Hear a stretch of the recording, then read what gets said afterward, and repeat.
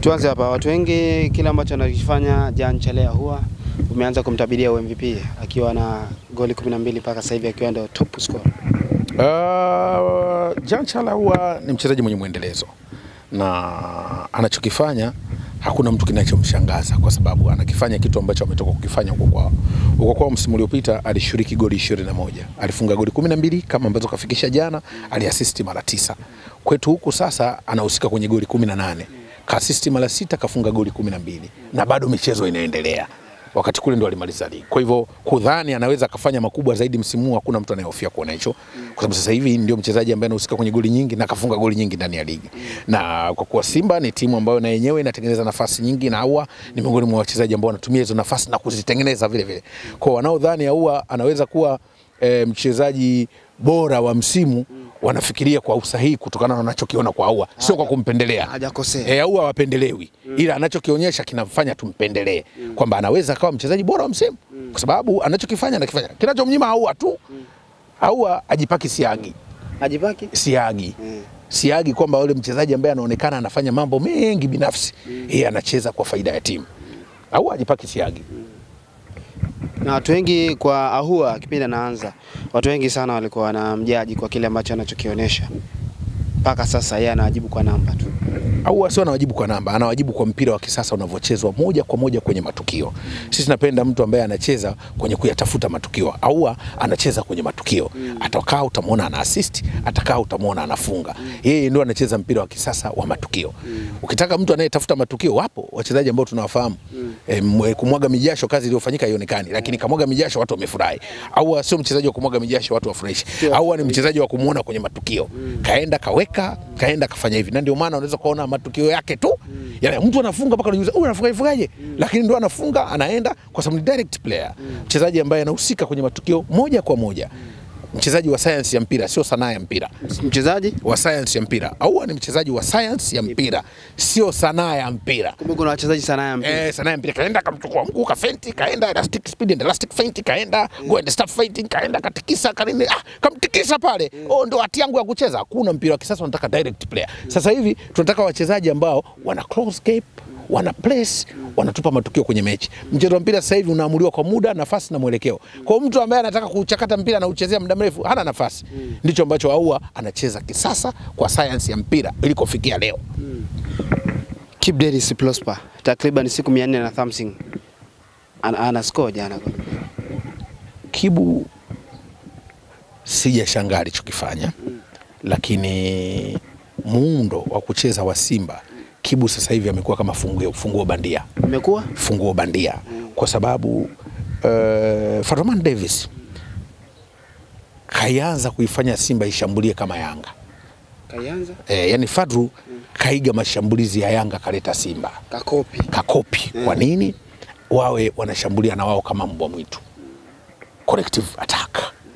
Sio tunapoenda eneo la mwisho basi tumtegemee mshambuliaji tu. Ndio maana tulimsema sana Ateba hapa. Wakati mwingine tulimsema sana Mkwala. Walikuwa wanatengenezwa nafasi nyingi hawazifungi. Na mtu mwingine ambaye alikuwa anaweza kufunga, alikuwa patikana kwenye nafasi, ilikuwa ni mtu kama Kibu lakini anatokea mbali. Sasa hivi kabadilisha mfumo. Ukimtazama mechi ya pili kama si ya tatu, kwa sababu watu wamtazama mpira kisayansi. Fadru kaiga staili ambao wanacheza Yanga kwenye attacks. Na sio kaiga. Kafuata mfumo wa kushambulia kama mbwa mwitu, tunasema collective attacks. Kila mtu anapoingia kwenye sanduku mentali yake ni kutuzalishia magoli. Tusitegemee watu wanaenda kwenye sanduku basi ni mfuadi wetu mmoja tu na kwa focal point of attack mnampiga kama mtu mlimtanguliza kwenye mnara, mmefunga antena kwenye mnara. Afanyi kama antena kwenye mnara.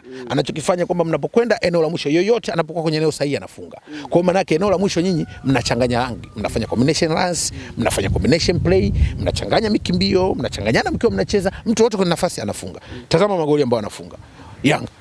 Simba wanaanza kufunga back post goal.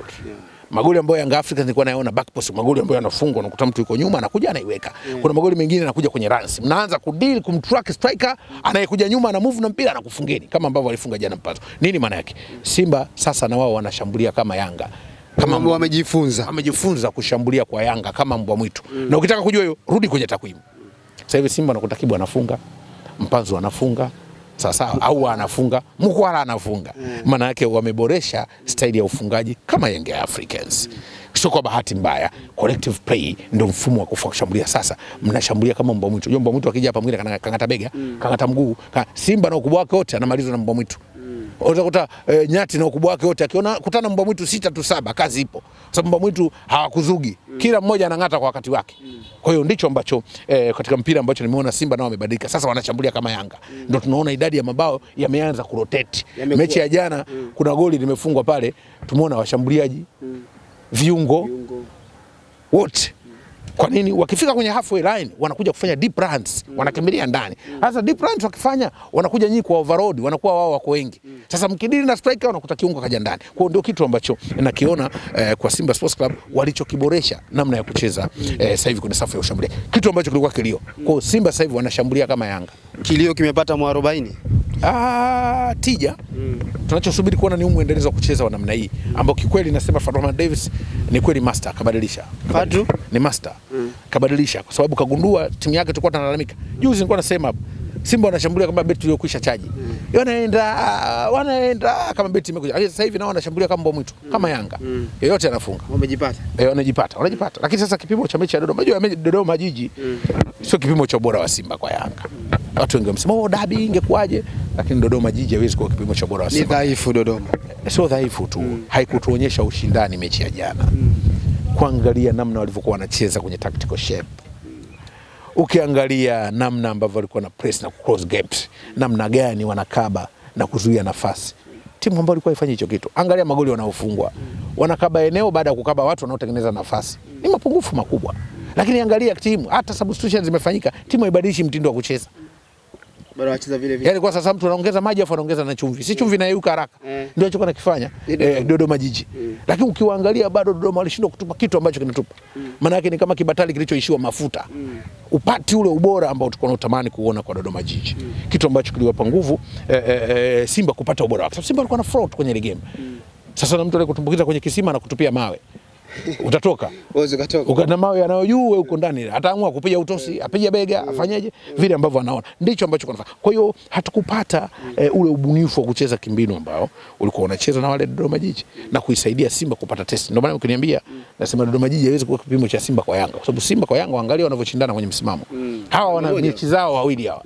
Hawa wengine hawa ni timu za matabaka ya chini. Na jana Simba wangekuwa clinic walikuwa wanashinda goli 11. Jana Simba wangekuwa bora kwenye ushambuliaji na umaliziaji. Walikuwa wanashinda goli 11. Ya Mpanzu. Sio ya Mpanzu tu. Mpanzu kakosa goli ngapi? Na goli nyingi tu watengenezwa au akakosa goli ngapi? Usiangalie magoli aliyofunga. Yalikuwa toka na hat-trick jana. Lakini kwa sababu tunaosemene kutokuwa na utulivu kwenye nafasi. Sasa kuna timu uweze kupata, kuna mechi uweze kupata nafasi kama zile.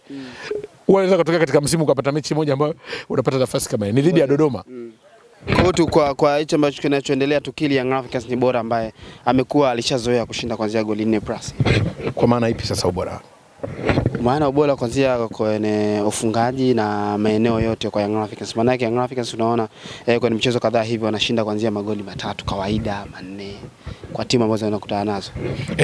Wanaimarika. Young Africans wamejiimarisha kwenye ushambuliaji. Na ukitaka kujua timu ambayo inashambulia kama mbwa mwitu, angalia magoli yanafungwaje.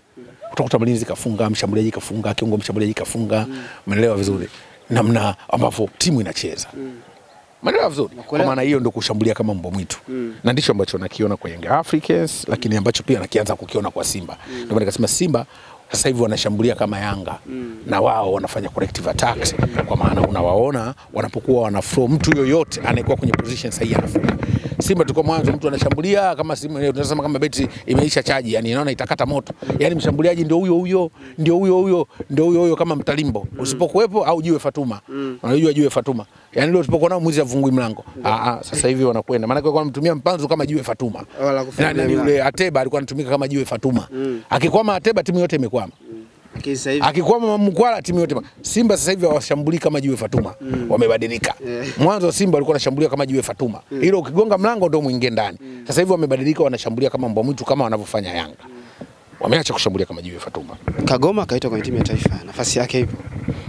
Nadhani kuitwa timu ya taifa ya Kongo ila ugeni.